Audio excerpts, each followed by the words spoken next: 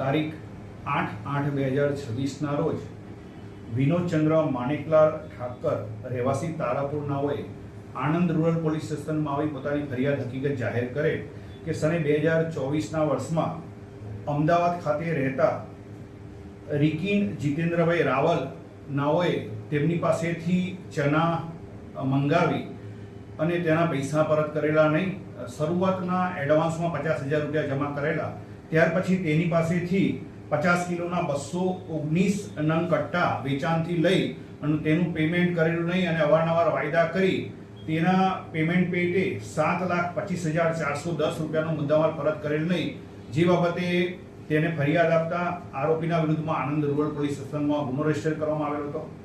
આ ગુનોમાં સંડોવાયેલ આરોપી અગાઉ ગુનાહિત ઇતિહાસ ધરાવતો હોય. આ આરોપીને પકડવા માટે પોલીસ મહાનિરીક્ષક શ્રી રાઘવેન્દ્ર વત્સ સાહેબ તેમજ પોલીસ અધિક્ષક શ્રી જસાણી સાહેબે આણંદ રૂરલ પીઆઈ તથા પેરોલ ફલ્ડો સ્ક્વોડના પીઆઈ જે.એન. પરમાર તથા તેમની ટીમને જરૂરી સૂચના આપેલી હતી. જે અનુસંધાને પેરોલ સ્ક્વોડના PI J N. Parmar, PSI J B. Vaghela તથા તેમના ટીમના માણસોએ આ ગુનામાં સંડોવાયેલ આરોપી બાબતે વર્કઆઉટ હાથ ધરેલ હતું અને બાતમી હકીકત મેળવી આ ગુનામાં સંડોવાયેલ આરોપીને રાજકોટ ખાતેથી PSI J B. Vaghela, ASI Pravinsinh તથા ધર્મરાજસિંહની ટીમે પકડી લીધેલ છે.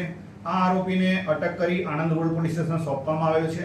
આ આરોપીના ઇન્ટ્રોગેશન દરમિયાન હકીકત એવી જણાવેલ છે કે આરોપી આ અગાઉ નેગોશિયેબલ ઇન્સ્ટ્રુમેન્ટ એક્ટના 7 જેટલા ગુનાઓમાં એને સજા થયેલી છે અને 13 જેટલા ગુનાઓમાં હાલમાં તેના વિરુદ્ધમાં વોરંટ ચાલી રહેલું છે. આરોપીનો ગુનાહિત ઇતિહાસ જોવામાં આવે તો આરોપી આ અગાઉ અમદાવાદ શહેર, બનાસકાંઠા તથા ગીર સોમનાથમાં તેના વિરુદ્ધમાં અલગ અલગ 13 ગુનાઓ રજીસ્ટર થયેલા છે.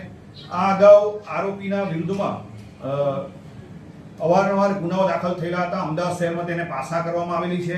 તેમજ આરોપીના ઇન્ટ્રોગેશન દરમિયાન આરોપીએ આણંદ રૂરલ પોલીસ સ્ટેશન સિવાયના પશ્ચિમ બંગાળના સિલિગુડી, કર્ણાટક રાજ્યના મેંગલોર, મુંબઈ તેમજ અમદાવાદ શહેર તેમજ આણંદ શહેરની અંદર ગુનાઓને અંજામ આપેલો હોવાની હકીકત તપાસ દરમિયાન જણાવેલ છે.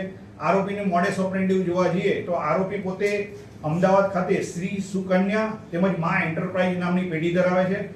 કસ્ટમરને શોધી તેને શરૂઆતનું પેમેન્ટ કરી ખાસ કરીને રેડીમેડ મટીરિયલ, સાડીઓ, ચના તેમજ તેલની ખરીદી કરી શરૂઆતમાં પેમેન્ટ આપે છે અને ત્યાર પછી તેને ચેક આપી અને પેમેન્ટ નહીં કરતો હોવાની હકીકત જણાવે છે.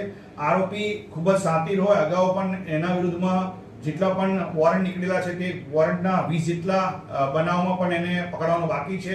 આમ આણંદ રૂરલ પોલીસ સ્ટેશનમાં રજીસ્ટર થયેલ આરોપી અને આણંદ રૂરલ પોલીસ સ્ટેશનના ગુનાના કામે પેરોલ સ્ક્વોડ દ્વારા પકડવામાં આવેલો છે. તેમજ આ ગુનાના કામે જે મુદ્દામાલ ગયેલો છે તે પૈકીના ₹3 લાખ જેટલા રૂપિયા પણ આરોપી પાસેથી રિકવર કરવામાં પેરોલ ફલ્ડો સ્ક્વોડને સફળતા મળેલી છે.